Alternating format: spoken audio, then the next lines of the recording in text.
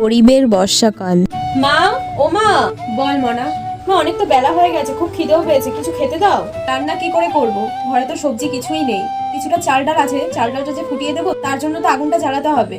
উনুন তো পুরো ভিজে রয়েছে রে জল পড়ে। মনা, কি করে রান্না করে দেবো বল? ঘরে কিছুটা মুড়ি আছে, আমি তোকে মুড়ি আর জল দিচ্ছি, ওটাই খেয়ে নেবে এখন। ঠিক আছে মা, তুমি আমাকে জল মুড়িয়ে দাও। 5 দিন ধরে টানা বৃষ্টি হচ্ছে মনা, ঘরে কিচ্ছু নেই, উনুনও ভেজা, রান্নাও করতে পারবো না। তুই স্কুলে যা, স্কুলে গেলে টিফিন বানাতে তাও কটা ভাত খেতে পারবি। তুই ছাতাটা নিয়ে স্কুলে চলে যাবো না আস্তে আস্তে। এত বৃষ্টি দিয়ে আমি স্কুলে কি করে যাবো? আর আমার ছাতাটাও তো ভেঙে গেছে। ছাতাটা ভেঙে গেছে?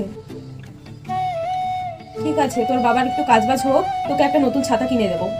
ঠিক আছে মা, টিনে যে জায়গাটা ভাঙা আছে ওই জায়গাটা থেকে জল পড়ে সব জামা কাপড়গুলো ভিজে গেছে। এবার সব জামা কাপড়গুলো ভিজে গেছে, টিনটা থেকে তো জল পড়ে, ওর জন্য সব জামা কাপড়গুলো ভিজে গেছে।